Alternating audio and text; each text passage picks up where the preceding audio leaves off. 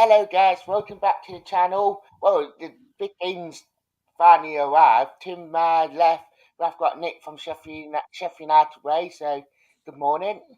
Good morning, and thank you very much for getting the channel name right. Everybody always says Sheffield United Way, so that's very, very nice for you to say. I had to think about it then for a minute. The big playoff semi-finals finally around the corner. It's like it seemed to drag this week with how long it's been between the games. Yeah, it's we were just saying off camera, weren't we? That it just feels like forever because there's so many games that's been happening for both teams, like 2 games a week, pretty much for the last 2 or 3 months. It's maybe even more than that. It's just been a lot, especially for people like us that do videos on these videos as well, on these games as well. Like we do like 3-4 videos per game, so I'm ready for a bit of a chill out after the season's finished, to be honest. Yeah, I know the feeling because it's been like proper constant, like probably since February, like before the backlog of fixtures and the cup ones and everything. So I'll be ready for a bit of a break after this season. Yeah, absolutely, mate. How are you feeling going into the game? I mean, I know you beating Fulham last Saturday 4-0, so I can imagine you got your tails up with it. Yeah, definitely. So, in the last 2 games, scoring 7 goals and only conceding 1. We thought at half time against QPR, at the second to last game of the season, that we weren't looking like scoring. We weren't looking like coming back in that game. And we came back in style. And then we're a little bit worried that because Fulham had just beaten Luton 7-0. So going into that game, I was quietly confident that we could beat Fulham because that's all we really needed to do to finish 5th.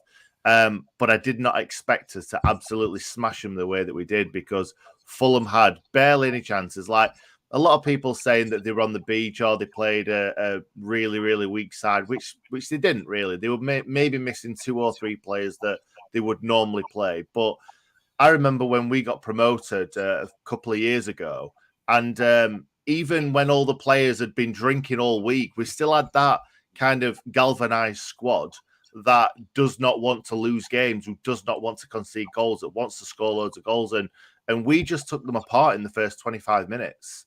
Like they tried to come out and pass the ball around. They were really quick early doors, but then when we scored and scored and scored again, we just blew them away. So I don't believe that they were on the beach. I just think that we were absolutely fantastic in that first half. I think this is what we're going to be doing going into this game. Just not trying to blow you away, because I don't think that Forest will turn up like Fulham did. But I think we're going to go for the jugular early on because I don't like our chances away from home. I mean, don't get me wrong. I think our faults have been this season. I mean, you've probably seen it. Amount of late goals we have scored this season, let alone it's just been absolutely unreal. I mean, when we played for them the other week, I mean, I had a slight feeling we might have beat them, but I didn't expect it with the chances to. And I mean, the last 20 minutes, my nerves were just like unreal. Yeah, I think, to be honest, you beat Fulham when when the season wasn't over, if you like, for them. And they were still chasing records and things like that, and the title and stuff. So I think that was obviously a really, really good win. But obviously, the you were chasing 3rd spot as well. So sorry, 2nd spot. So yeah, fantastic win against Fulham. They're obviously the best team in the Championship this season, and it's great that both of us have beaten them recently. It sets this game up perfectly. And we kept Mitrovic quiet as well, which was the main thing. Yeah, definitely. Yeah, we didn't concede either times against Fulham, and kept Mitrovic quite quiet as well. So yeah, it's great. Yeah, I mean, tomorrow's game is. I mean, you guys got the first leg at home. I mean, will you guys be wanting to beat us with that at home in the first leg, knowing that second leg's absolutely grand, and with like we not lost at home this year? Yeah, it's no secret that Sheffield United have been in the playoffs a lot, and we've never gone up. Yeah, Um, Yeah, I think that this is probably the most confident we've gone into a playoff campaign in the sense of kind of momentum. Like we've been in the playoffs before when I feel like we've been the best team in the playoffs and not gone up. But we've never gone flying into the playoffs like we did. Well, we kind of have done in the last two games. So it's great to see. I think that we will go, like I said, go for the jugular in the first game. We need to win 1 or 2-0 to stand any chance of going through. Like I said, I don't really fancy our chance in the away game. I think we could pull off the victory or anything away, but we've not won too many games away from home this season, especially recently. We beat QPR, we beat Blackburn before that, but it was something like 70, 80 games between the last two away wins. So I don't really, like I said, don't really fancy our chances away. So I do feel like we need to win this game. I think it's a must win for us. And then we've just seen our neighbours, Sheffield Wednesday, go and lose to Sunderland, playing their second game at home.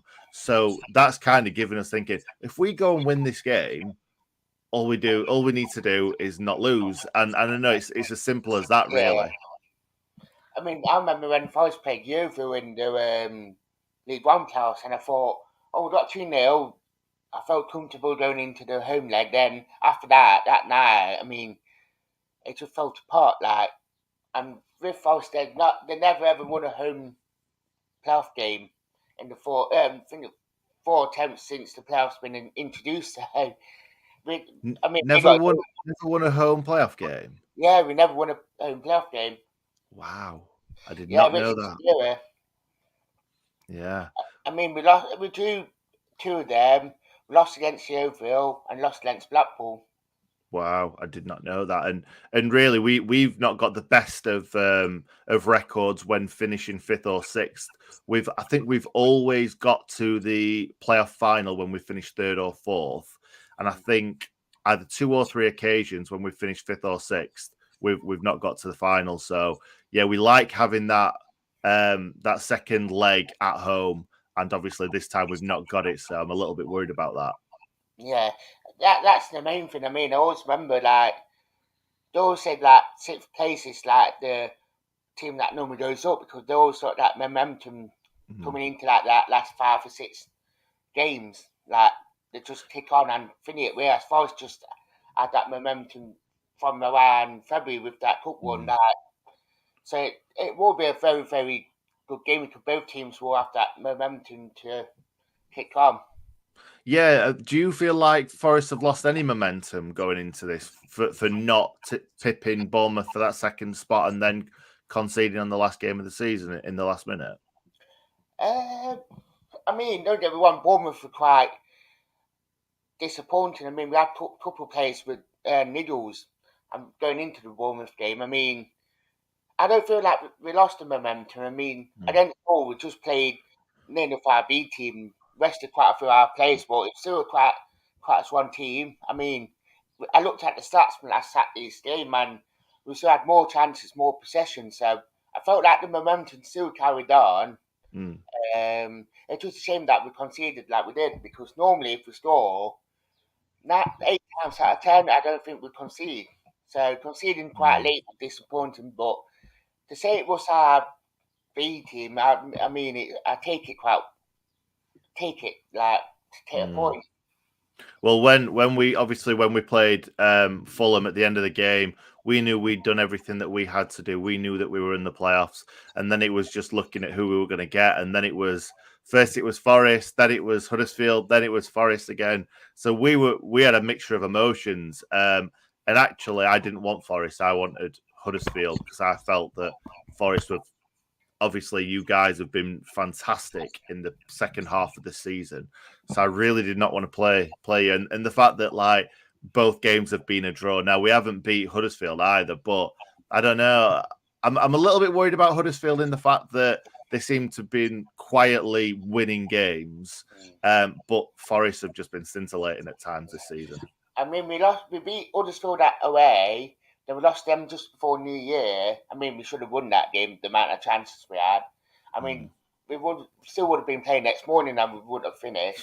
Yeah. Then we played them in the FA Cup, and that night, I mean, they scored first, but after that, it was just full Forest. Like we just went up 2 or 3 years, and by the end of the game, it was just like it was so Forest like attack, attack, attack. Like I Yeah. mean, Huddersfield, they've been that bit of a I wouldn't say a dark horse, but Luton's been that sort of like underdog as well. So Yeah. I felt like we had Luton, I would have been a bit up and down about it because their own form kept them in it. Mm. Huddersfield, I felt like we probably could have beat them over 2 legs.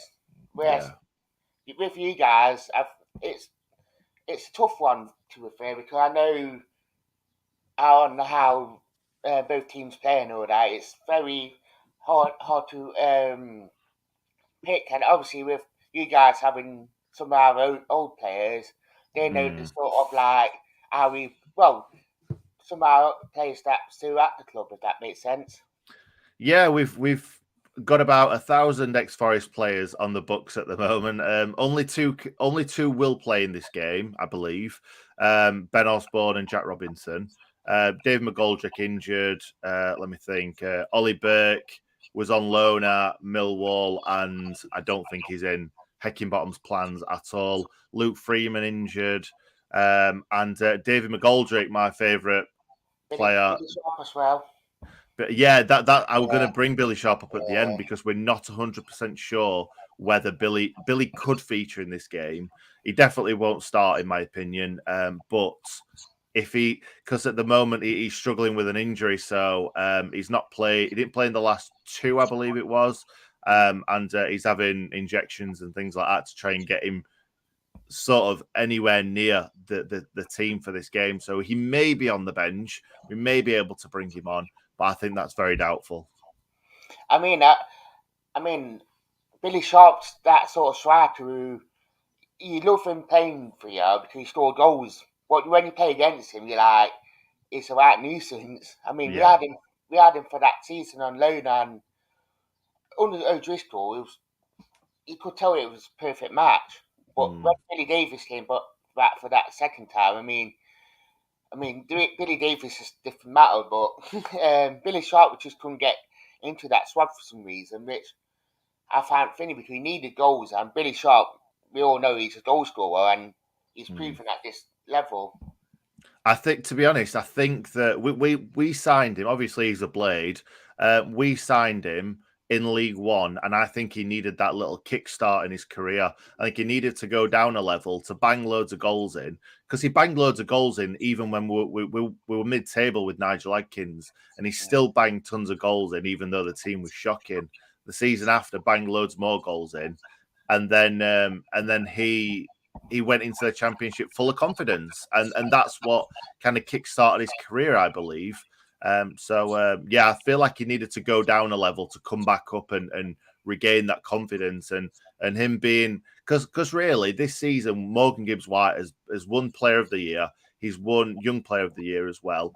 But the thing is, he's played so well with Billy Sharp, like the old head and the young gun sort of linking up fantastically together. At first, it was him and Illiman and Dye, two young lads linking up, and then and Dye kind of fell out of favour, and him and Billy Sharp just hit it off like a house on fire, really. And the goal that was scored at home against you guys, Morgan Gibbs White crossing onto Billy Sharp's head, so it just proves how well those two guys work together. But since Billy Sharp's picked his injury up, him and Morgan Gibbs White and Illiman and Dye's linked up very well with Sander Berger kind of just behind. So we've got no strikers or no conventional strikers anyway, but it doesn't seem to be bothering us at the moment.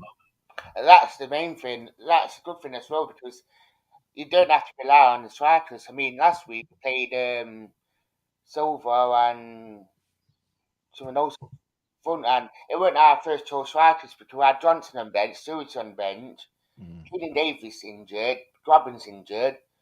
So we had a completely different strike force last week. But that, I mean, it's good that you have got other players that stepping up, so you're not relying on the front two or three. Mm. Yeah, absolutely. But now I've just seen one of the comments saying, "I hope Nick's feeling worried today." I'm Yeah, that one. certainly not feeling worried. Uh, I am absolutely buzzing for this game. I think yeah, that we couldn't have gone into the playoffs better this season because of where we were a few games before that. meant to be a warm day. You got Lee said, "Come on, you Ed." Um, I did read something like that this yesterday about Forest fan meant to have got in, but about I into fan, but I can't imagine in a playoff uh, semi-final Forest drowning out the Blades, to be honest. But it has been a bit of a problem with our fans, and we're not entirely sure why we've given both upper and lower tier to Forest and only got kind of 2,000 tickets from Forest, and we've only charged like 20 quid for tickets, and Forest charged 29. So it's even unbelievable. Blades fans, and now before it was like, oh, tickets are too expensive. As soon as Sheffield United go and say, oh, it's 20 quid for a ticket, we're buzzing for like 10 minutes, and then Forest pull out their prices, and then we're like, why are we only charging 20 quid? And it's like, you can't really win. I mean, it's Forest all over for you. And I know when we did it, it was because when we played Derby, we always gave them the low Bishford, but then they start giving us the whole of their back end, and Mm, oh, started giving us around 1,500. And because mm. the club back there and the Forest wanted to get their own fans behind the goal, it sort of like worked hand in hand. But Forest ticketing passes this season just been like a bit weird, especially with the cup one.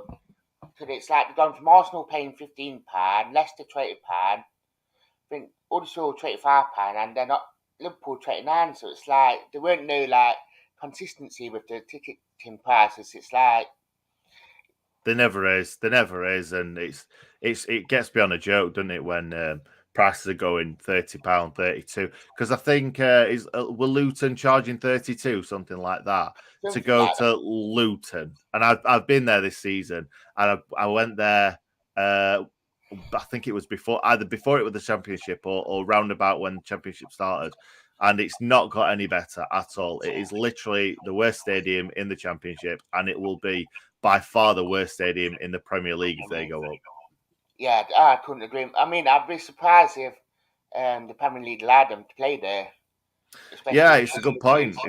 It's a really good point because just one side of the ground is just like kind of boxes pretty much, and you literally on the byline. It's crazy, and like you walk down a cobbled street pretty much, and then you're walking through houses, and it's like this is you can see someone's washing on the washing line.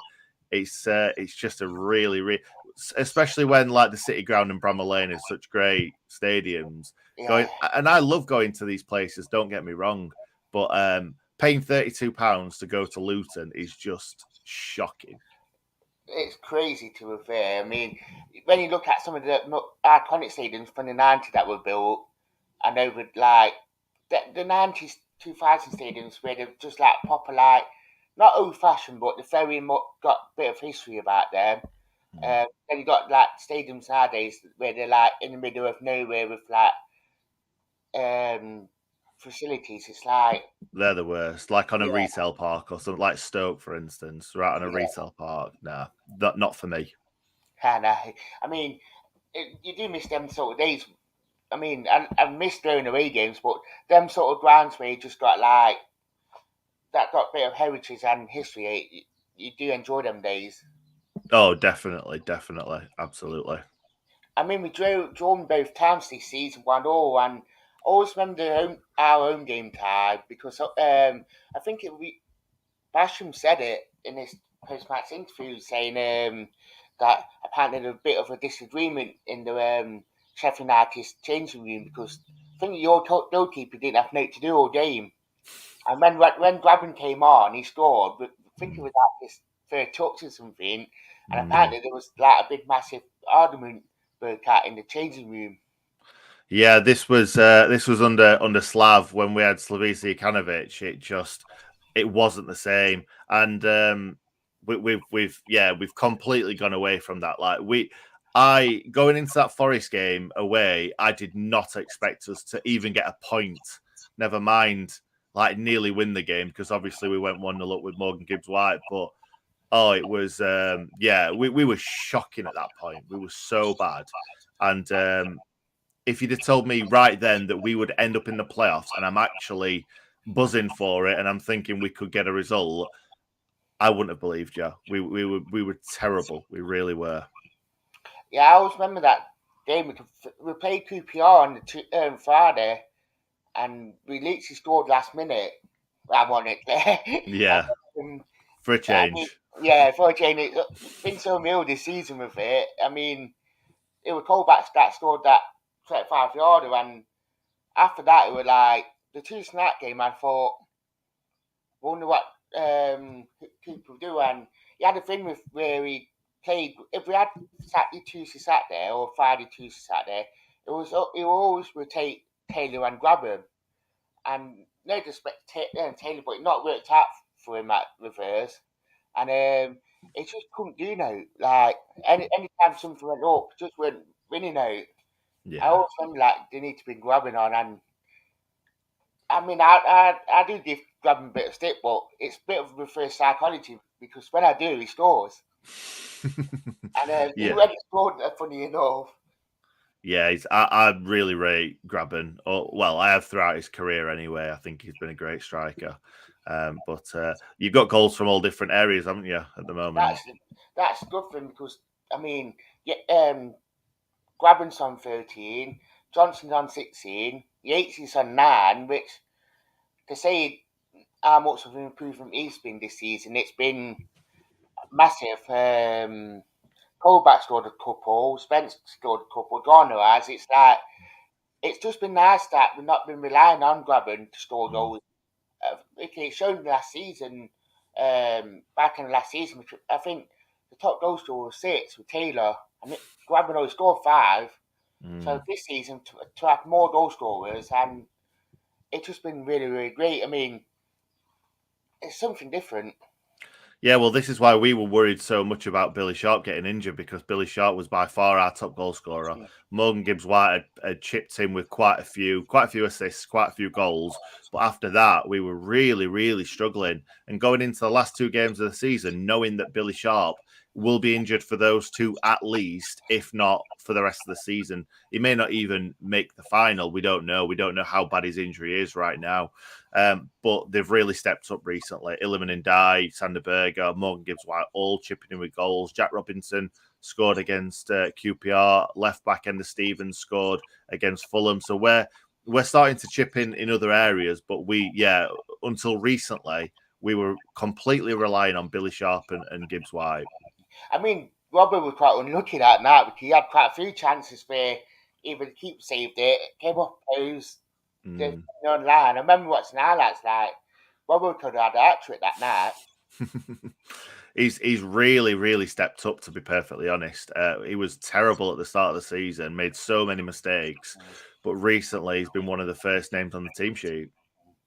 It was always first name on the team sheet first, Robbo was.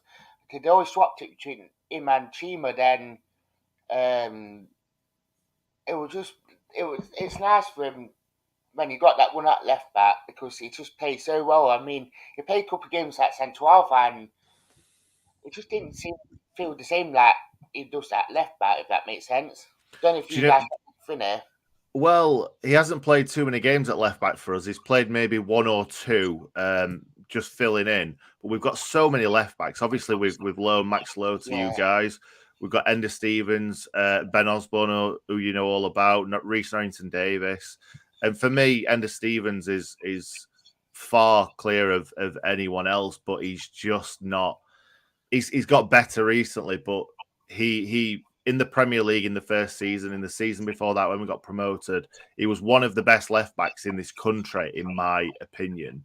And I know that sounds really kind of pie in the sky, but he really was. And going from that, when I say country, I mean playing in these leagues.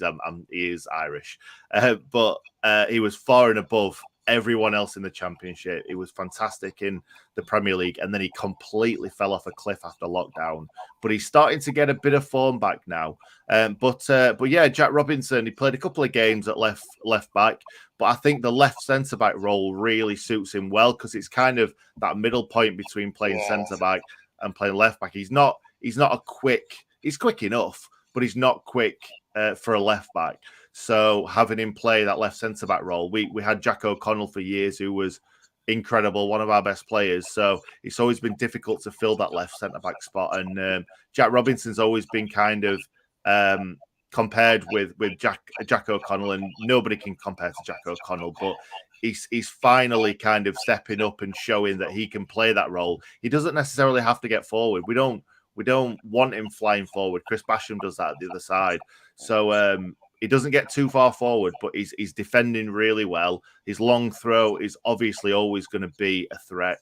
And he's even scoring goals from corners and crosses and stuff now. So, yeah, a lot of respect for Jack Robinson, but he's always got a clanger in him, yeah, always. yes, bless him. I mean, how do you feel about Paul Heckingbottom? Higginbottom, I'm doing it again. Hecking bottom, yeah, he's Heckingbottom. I mean, love the guy. I knew there was a bit of a thing between the fan base about him. From what I remember when I spoke to a Sheffield United fan earlier in the Mm. season, but how do you feel about him now getting you into the playoffs?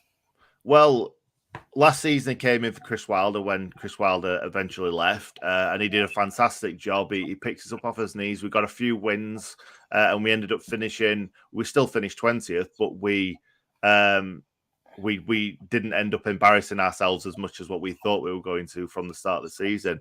And I think a few fans maybe thought we were going to go for the cheaper option, if you like, and go with Heckingbottom.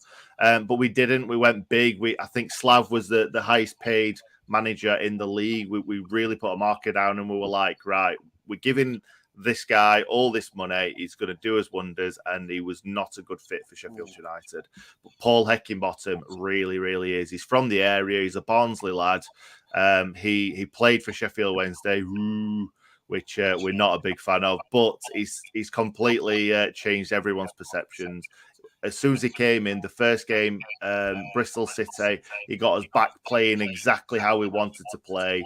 3 at the back, 2 wing backs, getting high up the field, and it was 2 strikers at the time in Billy Sharp and Ryan Brewster, but Brewster's got injured really, really quickly after that. But we just got that identity back straight away that we had under Chris Wilder, and it just fits perfectly. He's a passionate guy, but he's also a very eloquently spoken guy. He knows what he's talking about. He's done his research. He's just knows what he's doing. My worry sometimes with him is substitutions, but really he's not really had many kind of times to show his prowess when it comes to the substitutions, because we've just had so many injuries. So like we've got Ollie McBurney, Dave McGoldrick, and Ryan Brewster all injured. 3 strikers that would be pushing for a start, if not starting. And obviously, then we've got Billy Sharp, who's an unknown right now. So that's 4 strikers injured. So at the moment, the lads on the pitch are doing it for us. We're not really having to delve onto the bench too much. Hopefully, we won't have to do that too much either, which nobody really wants to, because we've got 2 18-year-old strikers on the bench. That's all we have. This is how thin the squad is right now. The defense is quite bolstered. The midfield is too. It's just up top, we haven't got too many players that can put the ball in the back of the net and create something. Yeah, we've been our defence is quite strong anyway, and wing backs a bit short. I mean, we got Spence and Lowe's out injured anyway, so Colback been playing there. We've got Laurie and Canadian, but he's just starting to play a bit more now. So we weren't sure like we were going to get in the playoffs out of Middlesbrough or anyone say. Um, Midfield's quite strong anyway with Garner Yates. I mean, we've got OJ who's played a couple of times early on in the season, but he's been out. We've got Sink, who's hit and miss, hot and cold really, because some games you're like, oh wow, he's a magician, but some other games you it just go through games like you wouldn't know he's playing. Then obviously then sorry, what should I say? All I Sorry. was going to say is, obviously, you guys finished fourth. We finished fifth. Yeah. If you wouldn't have conceded that last minute goal, you'd have played Luton. Would you have rather have played us or Luton? Probably you guys, to be fair. No, I mean, Luton probably would have been the easier game, but I probably wouldn't have wanted to go back to Kenilworth Road, to be fair. Just because when we played them the other Friday, it was just getting nightmares that night, just because of the refereeing decisions and that. So, Yeah, it's a tough one, really. I think Sheffield United Forest games historically have been really good, especially in the yeah, playoffs. And yeah, we've. I think this is our the first time we've played a team in the playoffs twice. yeah, So it's like, yeah. yeah, we've never played anyone else that we've played even semi-final, final. We never played anyone else twice in the playoffs. So this will be a bit of history. Yeah, definitely. What's your store predictions for the over tomorrow and Tuesday? You got any Well, plan? what I'm going to say is this is obviously going to be a Sheffield United Pro score prediction. I Yeah, think it will be tight, but if we can start off quickly, I'm going to go 2-0 or 3-1 Blades. I'm going to go 3-1 Blades. I think you guys are going to score, but I do think if we can start like we did against Fulham, I think we can get a couple of early goals and set the tone a little bit, and then go to the City ground, maybe get a draw, or maybe lose by one goal or something and go through like that. I am massively confident going into this game. That is a worry for me, though, how confident I am, because all the shit we are such a negative fan base. We just presume that United are going to mess it up at some point. So the fact that everyone's so confident going into this game is a little bit worrying. yeah. I mean, I know quite a lot of Forest fans are a bit nervous. Like, I know some fans are going into it confident. He got to on Cooper. I mean, even the FA Cup one, you're going into it that confident, thinking we're going to beat these teams. Which normally, when you play Arsenal, Leicester, Liverpool, you're thinking, oh, we're going to put 10 men behind ball. But I mean, going into the playoffs, it's like, I mean, I think if we stay in the first leg and probably nick it like a 2-1, when we come to the other leg, I mean, with our past home form in the playoffs, Mm. even a draw or take, or even an odd goal from you guys, then going to extra time and go through it that way. Yeah, well, that'll be exciting, won't it?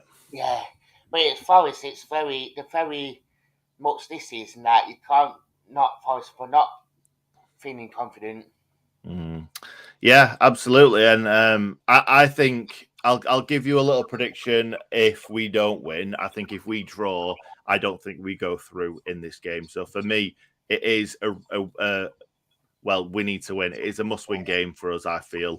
I don't feel we've got it in us to go to the City ground and get a win, unless, like you say, it goes through to extra time, and then it's a lottery, really. Yeah, I mean, I'm saying I think if you guys win, I mean, it will put the pressure on us to go out and play on Tuesday, which it's not a bad thing, but it was just that added pressure. I mean, with our fan base, it can be very negative at the best times. I mean, last couple of games have been awesome, but we have Mm. got quite a negative fan base as well sometimes, especially I, if we're winning. I honestly think that this will be a fantastic game to watch because I think it'll be two sides that are just going for it. I don't.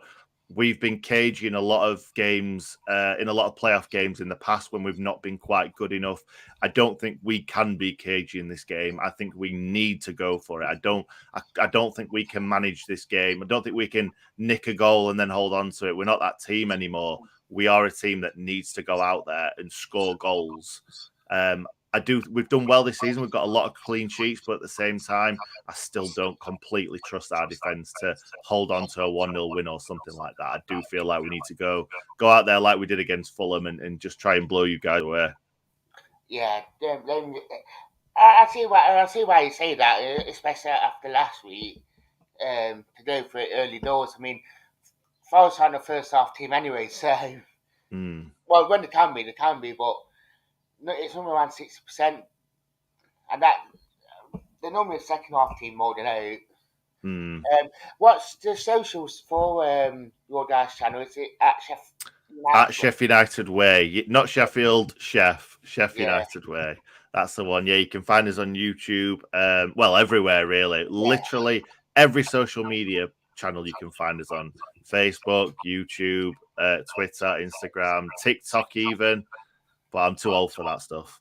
yeah. I mean, you guys double winning YouTube channel as well. I mean, you guys pick this channel, my channel, for the best club content. Oh, really? Yeah, yeah. We was there. We was in the. I was in the same category.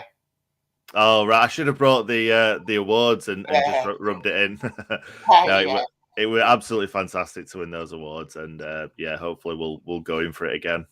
yeah. It is great to have them awards ceremonies as well. I mean, it was a great night. It really was. Yeah, I mean, just the Sky Sports drop was just unreal. Oh yeah, definitely, yeah. Fantastic night, and yeah, it was great to take a couple of awards back for how much the awards cost to get there in the Yeah, first place. Whew. it was so much. It's unreal.